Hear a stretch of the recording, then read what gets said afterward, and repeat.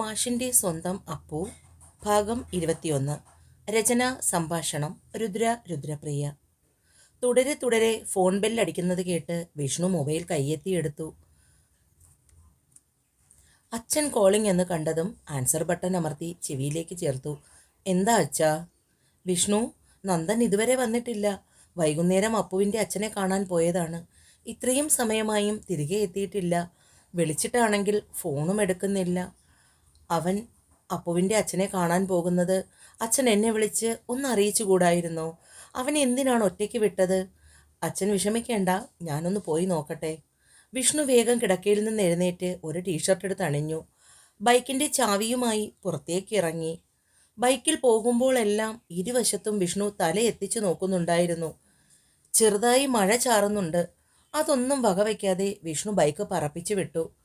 കടൽക്കരയുടെ അടുത്തേക്ക് എത്തിയപ്പോഴേക്കും ദൂരെ നിന്നേ കണ്ടു നന്ദൻ്റെ ബൈക്ക് പാർക്ക് ചെയ്തിരിക്കുന്നത്. ആശ്വാസത്തോടെ വിഷ്ണു ഒരു ദീർഘനിശ്വാസം വിട്ടു. ബൈക്ക് സ്റ്റാൻഡിട്ട് വേഗം നന്ദൻ്റെ അടുത്തേക്ക് ചെന്നു. സിമന്റ് ബെഞ്ചിൽ മലർന്നു കിടക്കുന്നവൻ്റെ അടുത്ത് ചെന്നിരുന്ന് കണ്ണുകളെ മറച്ചിരുന്ന അവൻ്റെ കൈയെടുത്തു മാറ്റി. പുഴകളെപ്പോലെ പൊട്ടിയൊഴുകുന്ന കണ്ണുനീർ തുള്ളികളും ചുവന്ന കണ്ണുകളും കണ്ടപ്പോൾ വിഷ്ണുവിന് ഹൃദയം പൊടിഞ്ഞുപോയി. ഒരിക്കലും നന്ദനെ ഈയൊരു കോലത്തിൽ കണ്ടിട്ടില്ല. വിഷ്ണുവിനെ കണ്ടതും നന്ദൻ എഴുന്നേറ്റിരുന്നു. വിഷ്ണു നന്ദൻ്റെ തോളുകളിൽ കൈകൾ വച്ചപ്പോഴേക്കും നന്ദൻ വിഷ്ണുവിനെ ചുറ്റിപ്പിടിച്ച് അവൻ്റെ തോളിൽ മുഖം ചേർത്ത് വെച്ചു. നന്ദൻ്റെ കണ്ണുനീർ വീണ അപ്പോഴേക്കും വിഷ്ണുവിൻ്റെ ഹൃദയം നുറങ്ങിപ്പോയി. അപ്പുവിനെ ഞാൻ മറക്കണമെന്ന്, അവളോട് മറ്റൊരു വിവാഹത്തിന് സമ്മതിക്കണമെന്ന് ഞാൻ പറയണമെന്ന്, ഞാൻ അവളെ പറഞ്ഞു മനസ്സിലാക്കണമെന്ന്. ഞാൻ എങ്ങനെയാടാ എൻ്റെ പെണ്ണിനോട് മറ്റൊരുവനെ കെട്ടാൻ പറയുന്നത്? എനിക്കതിന് കഴിയുമെന്ന് നിനക്ക് തോന്നുന്നുണ്ടോ? അത്രയും ആയപ്പോഴേക്കും വിഷ്ണുവിനെ കരി കയറിയിരുന്നു. അയാൾ നിന്നെക്കുറിച്ച് എന്താ വിചാരിച്ചു വെച്ചിരിക്കുന്നത്? നിനക്ക് അവളെ ഇഷ്ടമാണെങ്കിൽ വിളിച്ചിറക്കി കൊണ്ടുവന്ന് കൂടെ താമസിപ്പിക്കണം. അതിനുള്ള ചങ്കുറപ്പ് നിനക്കില്ലേ? നിനക്ക് തോന്നുന്നുണ്ടോ വിഷ്ണു എനിക്കതിന് കഴിയില്ലെന്ന്? പക്ഷേ ഞാനത് ചെയ്യില്ല. ഇത്രയും കാലം നോക്കി വളർത്തിയ അച്ഛൻ്റെ അനുവാദമില്ലാതെ സ്നേഹിക്കുന്ന എന്നോടൊപ്പം ഇറങ്ങി വന്നാൽ അവരോട് ചെയ്യുന്ന ഏറ്റവും വലിയ തെറ്റല്ലേടാ അത്? ഒരധ്യാപകനായ ഞാൻ അവളെ അങ്ങനെ ചെയ്യാൻ അനുവദിക്കാമോ? വേണ്ടടാ വേണ്ട. നീ വലിയ ആദർശവും കെട്ടിപ്പിടിച്ചു കൊണ്ടിരിക്കുക. ചെന്ന് പറയ് അവളുടെ അച്ഛൻ തീരുമാനിച്ച വിവാഹത്തിന് കഴുത്തി നീട്ടി കൊടുക്കാൻ. പ്രാണം കൊടുത്ത് സ്നേഹിച്ച പെണ്ണിനെ മറ്റൊരുത്തൻ താലി കെട്ടി സ്വന്തമാക്കുന്നത് നീ കാണ്. വിഷ്ണു പറയുന്നതെല്ലാം ഹൃദയത്തിൽ ഏറ്റുവാങ്ങിക്കൊണ്ട് നന്ദൻ കടൽത്തിരയിലേക്ക് ഇറങ്ങി നടന്നു. പ്രജ്ഞ നശിച്ചവനെ പോലെ കടലിലേക്ക് നടക്കുന്ന നന്ദനെ നോക്കി ഒരു നിമിഷം നിന്നു വിഷ്ണു. പിന്നെ വേഗം അവൻ്റെ അടുത്തേക്ക് ചെന്നു. പെട്ടെന്ന് ബോധം വന്നവനെ പോലെയാണ് വിഷ്ണു ഓടിയത് നന്ദൻ അടുത്തേക്ക്. അവൻ്റെ കൈകളിൽ ബലമായി പിടുത്തമിട്ടു. നീ എന്ത് ഭ്രാന്താണ് നന്ദ കാണിക്കുന്നത്? ചാകാൻ പോവുകയാണോ? അപ്പോഴാണ് ശരിക്കും നന്ദൻ പോലും അത് ശ്രദ്ധിച്ചത്. ഞാൻ ശ്രദ്ധിച്ചില്ലടാ. തപ്പിപ്പറക്കി പറയുമ്പോൾ വാക്കുകൾ മുറിഞ്ഞു പോവുകയും കണ്ണുകളിൽ നിന്ന് നീരൊഴുകുകയും ചെയ്യുന്നുണ്ടായിരുന്നു. വിഷ്ണു അവനെ ദയനീയതയോടെ ചേർത്ത് പിടിച്ചു. കരയിലേക്ക് നടന്നു. ഇരുവരും ചേർന്ന് ആ ബെഞ്ചിലിരുന്നു. അവളുടെ അച്ഛൻ പറയുന്നത് പോലെ എനിക്ക് അവളെ മറക്കാൻ കഴിയില്ല വിഷ്ണു. എൻ്റെ അന്തരാത്മാവിൽ അലിഞ്ഞുപോയ പ്രണയമാണ് എൻ്റെ അപ്പു. അവളില്ലാത്ത ജീവിതം എനിക്കൊരിക്കലും സാധ്യമാകില്ല.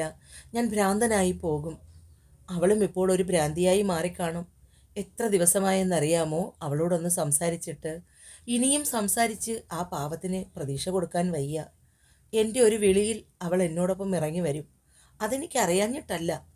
പക്ഷെ ഞാൻ അങ്ങനെ ചെയ്തു കഴിഞ്ഞാൽ തകരുന്നത് അവളുടെ അച്ഛനായിരിക്കും, ആ കുടുംബമായിരിക്കും. ആരുടെയും കുടുംബം നശിപ്പിച്ചുകൊണ്ട് നന്ദമാഷനൊരു ജീവിതം വേണ്ട. ആരെയും വേദനിപ്പിച്ചുകൊണ്ട് നേടിയെടുക്കുന്ന ഒന്നും നിലനിൽക്കുകയില്ല. ഇത്രയും നാൾ വളർത്തി വലുതാക്കിയ അച്ഛനെ തലകുനിപ്പിച്ചുകൊണ്ട് അവൾ ഒരിക്കലും എൻ്റെ ഒപ്പം ഇറങ്ങി വരില്ല. ഞങ്ങളുടെ വിധി ഇതാണെന്നോർത്ത് സമാധാനിക്കാം. ഒരിക്കലും കൂടിച്ചേരാൻ കഴിയാത്ത എത്രയോ പ്രണയങ്ങൾ ഈ ഭൂമിയിൽ അവശേഷിക്കുന്നുണ്ട്. അതിലൊന്നായി നന്ദൻ്റെയും അപ്പുവിൻ്റെയും പ്രണയം മാറട്ടെ. അപ്പുവിനൊരു ജീവിതം ഉണ്ടായേക്കാം. പക്ഷെ നന്ദൻ്റെ ജീവിതത്തിൽ അപ്പു മാത്രമേ ഉള്ളൂ. ഓരോ വാക്കുകൾ ഉച്ചരിക്കുമ്പോഴും അതിൽ നിറഞ്ഞു നിൽക്കുന്ന നിശ്ചയദാർഢ്യം വിഷ്ണുവിനെ വല്ലാതെ ഭയപ്പെടുത്തി. അപ്പോൾ നീ എല്ലാം തീരുമാനിച്ചുറപ്പിച്ചോ നന്ദ? വിഷ്ണു ആവലാതിയോടുകൂടിയാണ് അത് ചോദിച്ചത്. ഇനി കൂടുതലായി ഒന്നും ആലോചിക്കുവാനില്ല. നാളെ തന്നെ അപ്പുവിനെ കാണണം.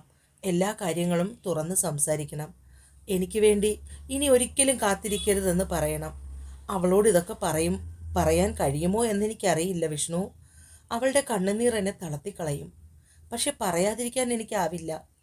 അച്ഛൻ പറയുന്നത് ശരിയാണ്. അവളുടെ അച്ഛൻ്റെ ഭാഗത്തു നിന്ന് ചിന്തിക്കുമ്പോൾ മകൾക്ക് കിട്ടാവുന്നതിൽ വെച്ച് ഏറ്റവും വലിയ ബന്ധമാണ് ദേവദത്തുമായി ഉള്ളത്. ആരുടെ ജീവിതത്തിനും ഈ നന്ദനൊരു വിലങ്ങതടിയാവില്ല.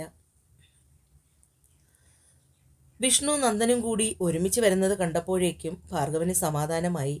നനഞ്ഞു കുതിർന്നാണ് ഇരുവരുടെയും വരവ്. വന്നു കയറിയ ഉടനെ തന്നെ നന്ദൻ അര കൈവരിയിൽ ചാരിയിരുന്നു. സൗദാമിനി നന്ദനെ കണ്ട് അവൻ അടുത്തേക്ക് വന്നു. ഏറെ നാളുകളായുള്ള മകൻ്റെ അവസ്ഥയോർത്ത് ആ മാതൃഹൃദയം വല്ലാതെ വേദനിക്കുന്നുണ്ടായിരുന്നു. ഇടയ്ക്കിടയ്ക്ക് പരാതിയും പരിഭവവും പറഞ്ഞു വരുമെങ്കിലും ഭാർഗവന്റെ ശാസനയിൽ പിന്നെ എല്ലാം നിർത്തും.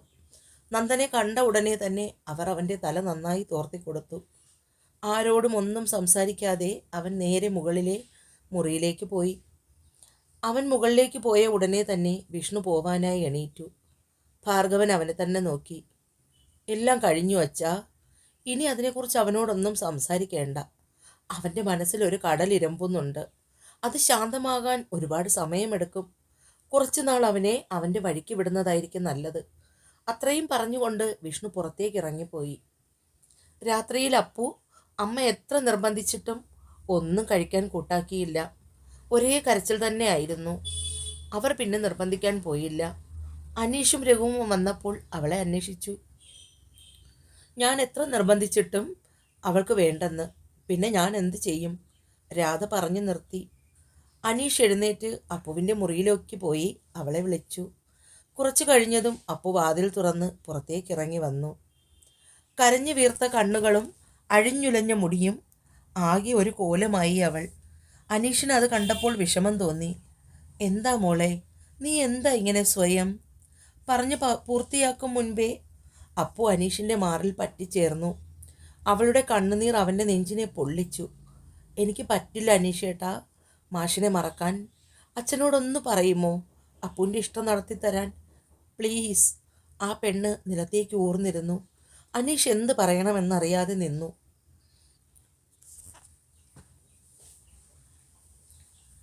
രാധയ്ക്കുറങ്ങാൻ കഴിഞ്ഞില്ല. അത്രമാത്രം അവരുടെ മനസ്സ് വേദനിക്കുന്നുണ്ട് അപ്പുവിനെ ഓർത്ത്.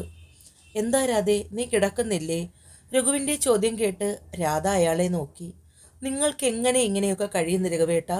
നമ്മുടെ മോളോട് ഇങ്ങനെ പെരുമാറാൻ ശരിക്കും നിങ്ങൾ അവളെ സ്നേഹിക്കുന്നില്ലേ? രഘു എഴുന്നേറ്റ് കട്ടിലിലിരുന്നു. ഞാൻ അവളെ ഒരുപാട് സ്നേഹിക്കുന്നുണ്ട്. അതുകൊണ്ടാണ് ഇങ്ങനെയൊരു തീരുമാനമെടുക്കുന്നത്. ഒരിക്കൽ ജീവിതത്തിൽ ഒരു തിരിച്ചടി ഉണ്ടായപ്പോൾ ചുറ്റും കൂടി നിന്ന് പരിഹസിച്ചവരാണ് എല്ലാവരും. അവരുടെ മുന്നിൽ ജീവിതം കൊണ്ട് ഞാൻ വിജയിച്ചു കാണിച്ചു.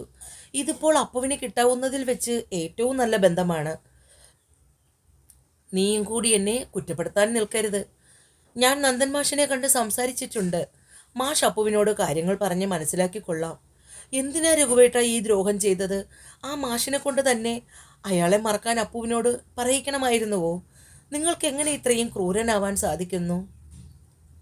മൊബൈലിൽ മെസ്സേജിൻ്റെ ഒച്ച കേട്ട് അപ്പു വേഗം ഫോൺ കയ്യിലെടുത്തു. നാളെ രാവിലെ കുന്നിൻ മുകളിലെ അമ്പലത്തിൽ വരണം എന്നൊരു മെസ്സേജ് മാത്രം. എന്തോ അത് വായിക്കുമ്പോൾ തിരികെ ഒരു മറുപടി കൊടുക്കാൻ പോലും അശക്തയായിരുന്നു അപ്പു. അവളെ മെസ്സേജ് നോക്കി കണ്ണുനീർ പൊഴിച്ചു.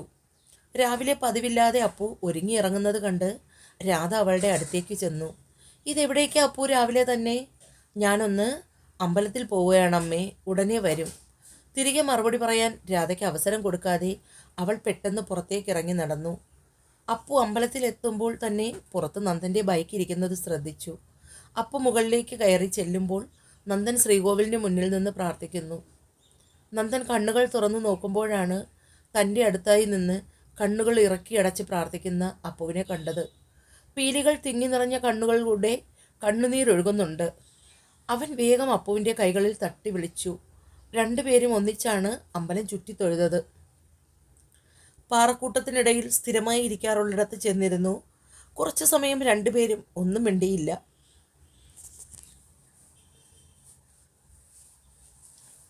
നന്ദൻ അപ്പുവിൻ്റെ കൈകൾ പതിയെ തൻ്റെ കൈകൾക്കുള്ളിൽ എടുത്തു വെച്ചു. ഞാൻ പറയുന്നത് അപ്പു ക്ഷമയോടെ കേൾക്കണം. നമ്മൾ തമ്മിലുള്ള വിവാഹത്തിന് അപ്പുവിൻ്റെ വീട്ടുകാർ ഒരിക്കലും സമ്മതിക്കില്ല. അവർപ്പോൾ അപ്പുവിനായി കണ്ടുപിടിച്ച് വെച്ചിരിക്കുന്ന ബന്ധം എന്തുകൊണ്ടും നല്ലതാണ്. അതുകൊണ്ട് അപ്പു അച്ഛൻ പറയുന്നത് അനുസരിക്കണം. ആ വിവാഹത്തിന് അപ്പു സമ്മതിക്കണം. അപ്പു നന്ദൻ്റെ മുഖത്തേക്ക് തന്നെ സൂക്ഷിച്ചു നോക്കി. ഓരോ വാക്കുകൾ പറയുമ്പോഴും അവൻ അനുഭവിക്കുന്ന മാനസിക വിഷമം എത്രയാണെന്ന് അവൾക്ക് ഊഹിക്കാൻ കഴിയുമായിരുന്നു. നന്ദേട്ടൻ എന്നെ ഒരിക്കലും സ്നേഹിച്ചിരുന്നില്ല. എന്നോട് കാണിച്ച സ്നേഹമൊക്കെ വെറുതെയായിരുന്നോ? നന്ദൻ ഞെട്ടലോടുകൂടിയാണ് അപ്പുവിൻ്റെ മുഖത്തേക്ക് നോക്കിയത്. എന്തൊക്കെയാ അപ്പു നീ വിളിച്ചു പറയുന്നത്? ഞാൻ നിന്നെ സ്നേഹിച്ചിരുന്നില്ലെന്നോ? നന്ദേട്ടൻ എന്നെ ഇരുന്നുവെങ്കിൽ എന്നെ ഇങ്ങനെ വിട്ടുകളയുമായിരുന്നുവോ? ഏങ്ങലടിയോളം എത്തിയിരുന്നു അപ്പുവിൻ്റെ വാക്കുകൾ. നന്ദേട്ടൻ നിന്നെ ഒരുപാട് സ്നേഹിക്കുന്നുണ്ടപ്പോ. നീ ഇല്ലാത്ത ഒരു ജീവിതം എനിക്കൊരിക്കലും ഉണ്ടാവുകയുമില്ല.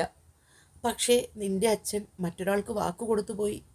അങ്ങനെയുള്ളപ്പോൾ അച്ഛൻ്റെ വാക്കുകൾ ധിക്കരിച്ച് നിനക്ക് എന്നോടൊപ്പം ഇറങ്ങി വരുവാൻ കഴിയുമോ?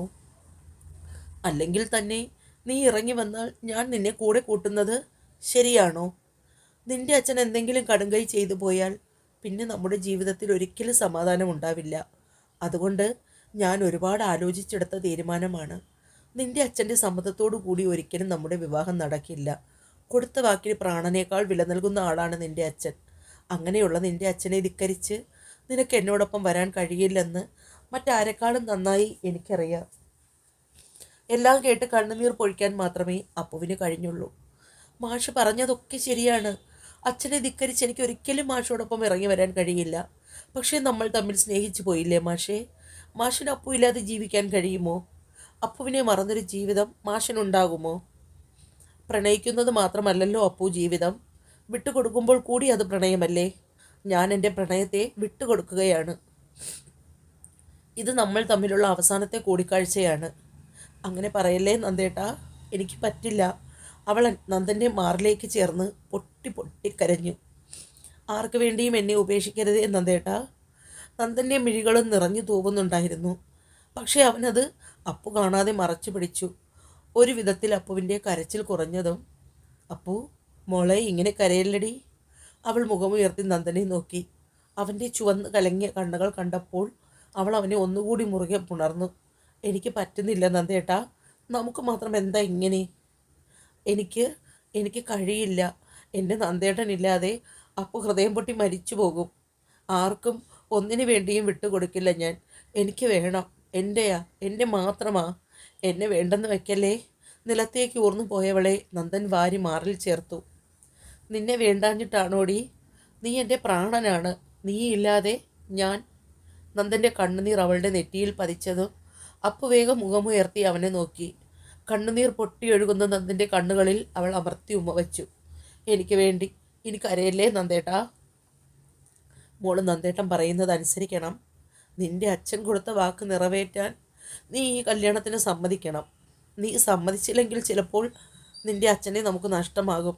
അങ്ങനെ ഉണ്ടായാൽ ഈ ജന്മം നമുക്ക് സ്വസ്ഥത കിട്ടില്ല. മറ്റുള്ളവർക്ക് വേണ്ടി നമുക്ക് നഷ്ടപ്പെടുത്താൻ നമ്മുടെ ജീവിതം മാത്രമേ ഉള്ളൂ. ഇനി ഒരിക്കലും നമ്മൾ തമ്മിൽ കാണില്ല. ഇത് നമ്മുടെ അവസാനത്തെ കൂടിക്കാഴ്ചയാണ്. മോൾ എന്നും സന്തോഷത്തോടു കൂടി ജീവിക്കണം. അപ്പു നന്ദൻ്റെ കാൽക്കലേക്ക് വീണു. അവൻ്റെ കാലുകളിൽ ഇറക്കി പുണർന്നു കരഞ്ഞു. നന്ദൻ ഒരു ശില പോലെ തറഞ്ഞു നിന്നു. കണ്ണുനീർ മാത്രം കവിളുകളെ ചുംബിച്ച് നിലത്തേക്ക് ഊർന്നു വീണു. നന്ദൻ തന്നെയാണ് അപ്പുവിനെ പതിയെ പിടിച്ച് എഴുന്നേൽപ്പിച്ചത്. കരഞ്ഞു കലങ്ങിയ കണ്ണുകളുമായി നിൽക്കുന്ന അവളെ നോക്കി. എന്നെ ഒന്നുകൂടി കെട്ടിപ്പിടിക്കുമോ നന്ദേട്ടാ?